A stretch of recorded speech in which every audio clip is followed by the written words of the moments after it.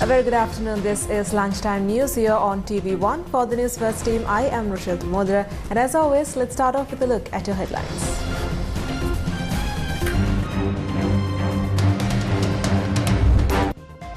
President addresses the United Nations General Assembly, highlights his aim to lead the country towards sustainability and growth.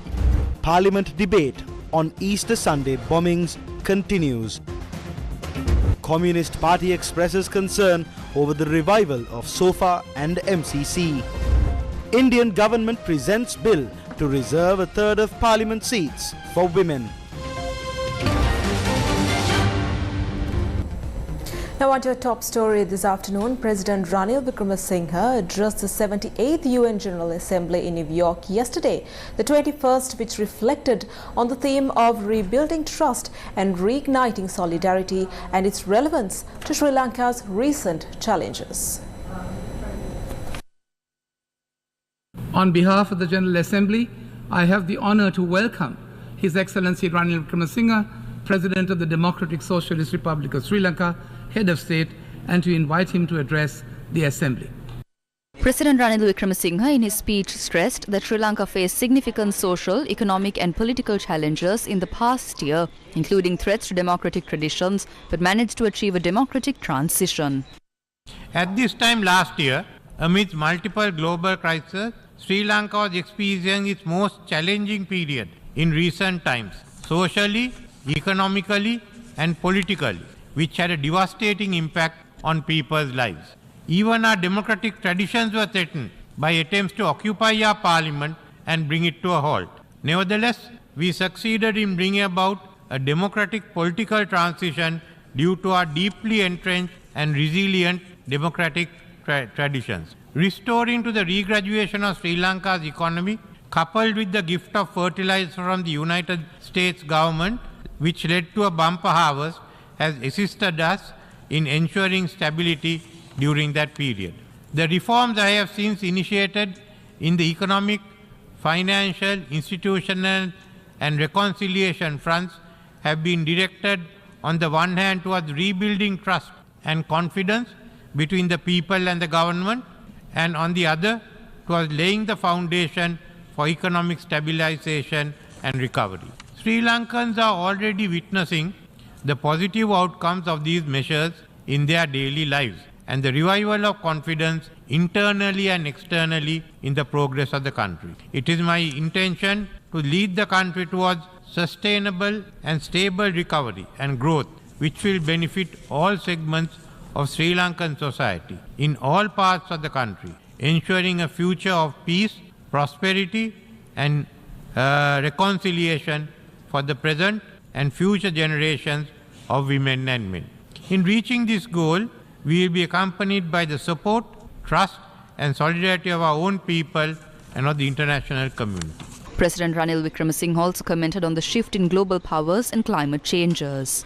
Neutral, non-aligned countries of the global south, such as Sri Lanka, are once again constrained in between new global power configurations, facing those who do not respect the sovereignty of our nations. This year, in parallel with the UNGA, we have participated in 3 interrelated summits dealing with the accelerating the SDGs, financing for development and climate ambition, where we agreed that international solidarity and collective action is needed to address these simultaneously. Adverse climatic outcome is spilling over onto our tight fiscal space just as we begin to stabilize from last year's economic crisis. As a climate vulnerable developing country in debt crisis, the urgency to mobilize climate finance is greater today than it was ever before. However, despite promises made to which we were all witnesses, the rich countries are not delivering to expectation. Developed countries must do their part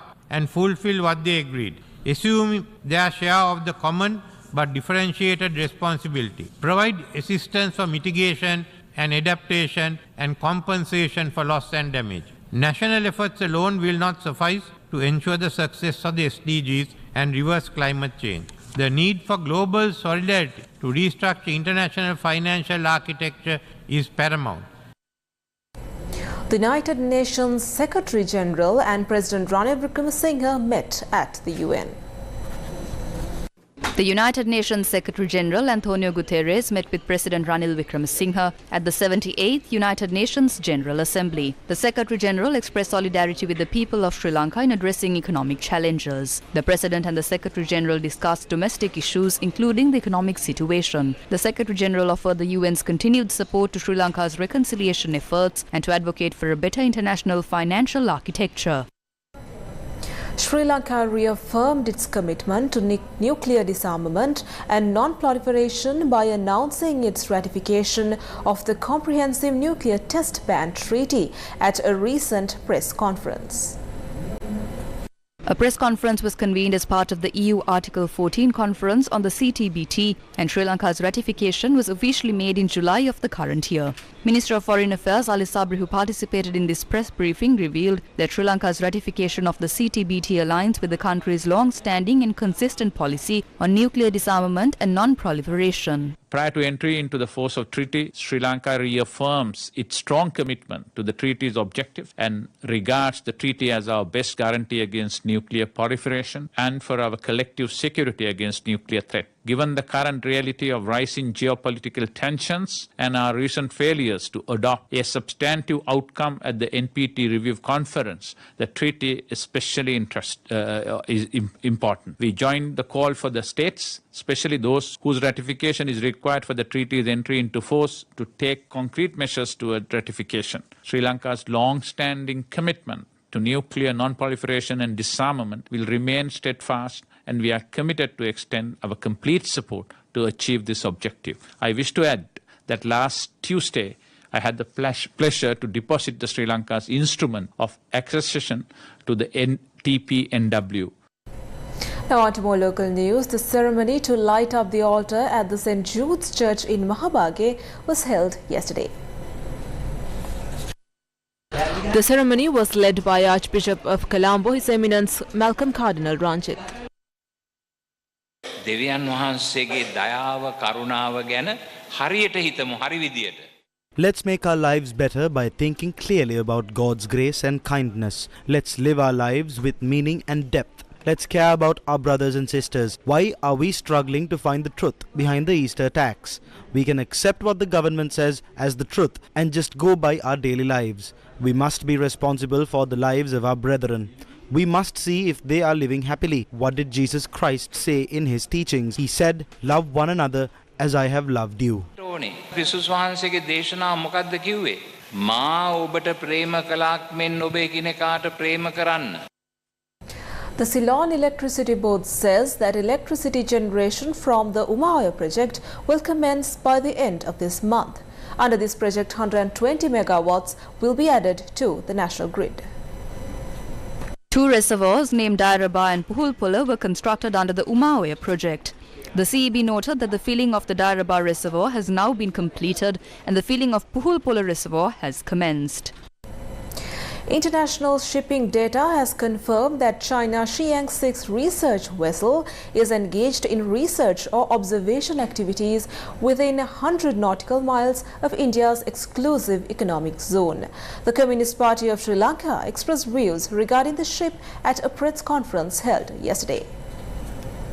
පෙරේදා අපේ අධිකරු ජනාධිපති රනිල් වික්‍රමසිංහ මැතිතුමා New York නගරයේදී ප්‍රකාශයක් කරනවා ලංකාව. On Wednesday, President Ranil Wickremesinghe made a statement in New York saying the ship arriving in Sri Lanka is not a spy vessel but a research vessel. He said, "We have an agreement for such activities since 10 years ago." By making such a statement, he put an end to the false statements. Various international forces are trying to destroy our relations with China. This is not because they care for us. We received information that with Sri Lanka's current weak economic situation, serious suspicions have arisen regarding attempts to bring agreements like SOFA or MCC again by spreading myths over imaginary enemies. කටයුතු කරමින් ඉන්නවයි කියන බරපතල සැකයක් මේ වන විට මතුවෙමින් තියෙනවා. News first with the people. Now on to more local news. The Freedom Defenders movement says businesses may also collapse in attempts to suppress social media by passing legislations. The president had met a chief of the social media company Meta in America and spoke about introducing a new act. Now Meta must be worried. Is that what you think? They will say they won't allow Facebook users in Sri Lanka to log in through Sri Lankan IP addresses. How many thousands of businesses and self-employers in Sri Lanka do their work through social media? By meddling with social media and distancing users, it will lead to the collapse of the businesses in the country. Day 26 of the second leg of the LOLC Divisabya program got underway, centering schools in Mullaitivu and Thunakai education zones of the Mullaitivu district. The second leg of the LOLC Divisabya program will provide school books and stationery items to schools with less than 100 students. Students will be provided school books and stationery for a period of 1 year under the program. This worthy initiative is a collaboration between the LOLC group and the Ministry of Education. School books and stationery items were gifted to students at the Mullaitivu Zonal Education Office this morning. The LOLC Divisabya program will continue to create a bright future for the country's student population.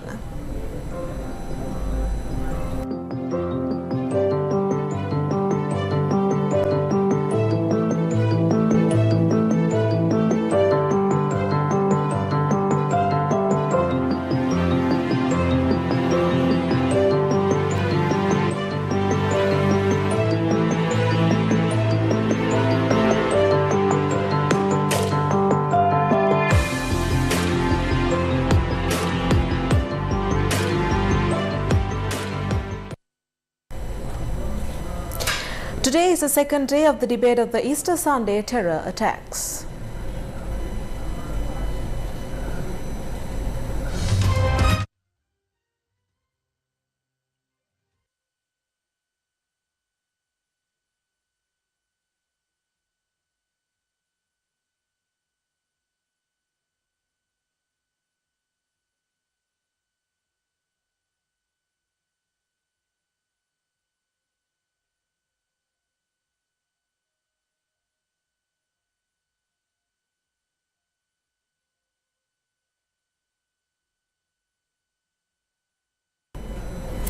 The Indian Parliament has passed a bill that guarantees a third of seats for women in the lower house of Parliament and state assemblies. But India is a long way away from seeing more women elected to its legislature soon, since it will be implemented only after India completes the next census and an exercise to redraw the boundaries of constituencies. The complicated processes are expected to take several years. On Wednesday, the Lok Sabha, or the lower house of Parliament, approved the Nari Shakti Vandan Adhiniyam, which loosely translates from Hindi to Saluting Women Power Act, almost unanimously, with 454 of the 456 MPs present voting in favour. On Thursday, the upper house, or the Rajya Sabha, debated the bill and passed it unanimously. Now on to news overseas. Canadian Prime Minister Justin Trudeau called on India to cooperate with an investigation into the murder of the ski separatist leader in British Columbia and said Canada would not release its evidence. Trudeau said the Ottawa had incredible allegations linking Indian government agents to the murder of Hardeep Singh Nijjar in June, prompting an angry reaction from New Delhi. Traditional Canadian allies have so far taken a relatively cautious approach to the matter. Political analysts said this was partly because the United States and other major players see India as a counterweight to the growing influence of China.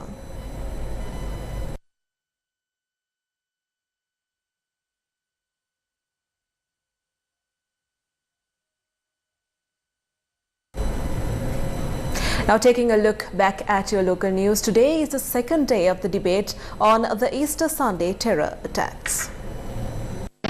9/11 වාර්තාව අපිට ගන්න පුළුවන් America එක්සත් ජනපදයේ. We were able to access the 9/11 inquiry report from the United States of America, but we, the opposition leader and the 225 MPs, cannot even access the complete report of the brutal and heinous attacks that took place in this country back in 2019.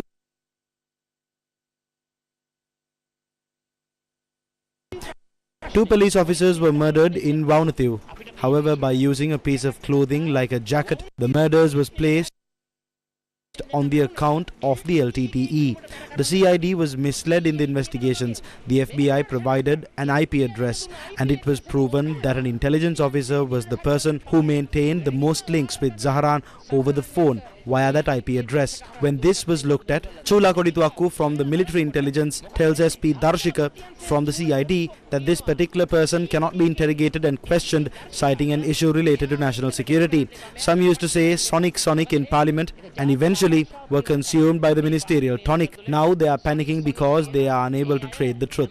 When the phone records and the IP address of the person codenamed Sonic was being looked into, the chip in question was taken by a woman police sergeant. That officer says it was her SIM card but was given to her boyfriend SI Bandara, who is now IP Bandara. The evidence reveals that this intelligence officer pleaded with Podi Zahran as to why ISIS was not claiming responsibility even after so many explosions took place. This was said by a Sri Lankan intelligence officer. When these matters were being investigated, DIG Sampath Liyanage from the State Intelligence Service had noted that SI Bandara cannot be questioned as there are sensitive matters related to national security. Those who obstructed the political tonic by using Sonic are silent today.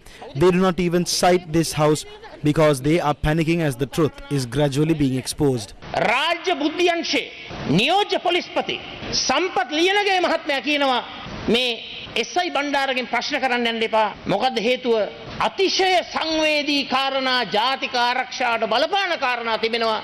ඒ නිසා මෙයාගෙන් ප්‍රශ්න කරන්න එපයි කියලා.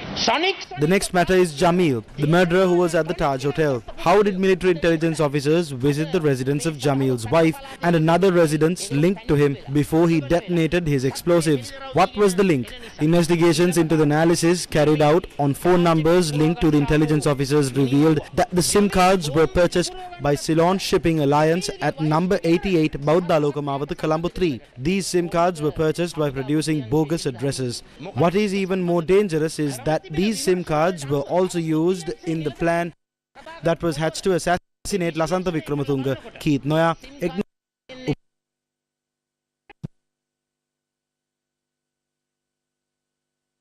were linked to it. These are all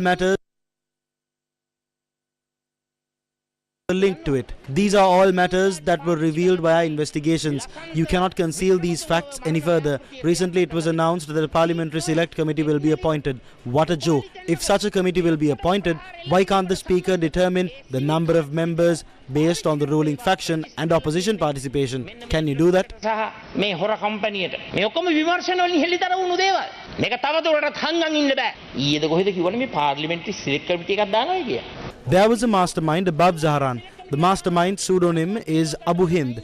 Veerasekara claims that Naufar Maulavi was the mastermind, but he was not even taken to the Presidential Commission for questioning. Who are you trying to deceive? Before the cabinet and the Prime Minister were appointed, Shani was transferred. You need to know that 31 detectives who investigated the Easter Sunday terror attacks were transferred by order of Gotabaya Rajapaksa. Around 700 CID officers were prohibited from travelling overseas. This leads to great suspicion. CID නිලධාරීන් 700කට පිටරට යාම තහනම් කරා. මේක බරපතල සැකයට තුඩුරේ කාරණාවක්. My name was mentioned. He said that I said that Naufar Maulavi was the mastermind. It was a court in Los Angeles, United States that said that he was the second emir. The CID summoned Naufar Maulavi. I am not responsible for that. It was the CID that did not produce him to the Presidential Commission. Do not lie.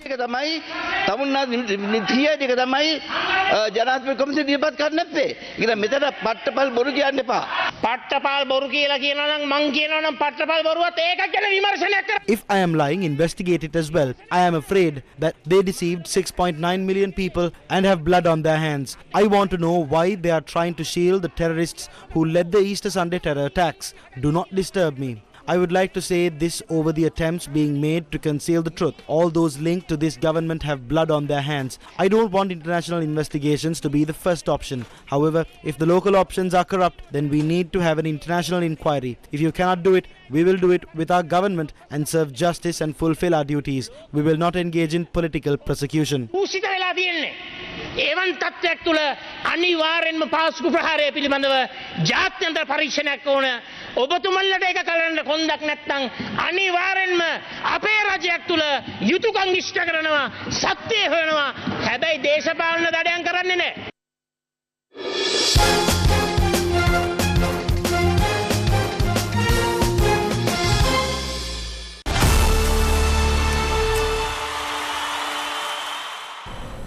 Now taking a look at your sports news, France achieved their record World Cup victory with a 96-0 drubbing against Namibia, but will be sweating on the fitness of skipper Antoine Dupont, who went off with a head knock in the second half. Damian Penaud scored a hat-trick as sensational France ran riot against Namibia in a 96-0 win at the Rugby World Cup.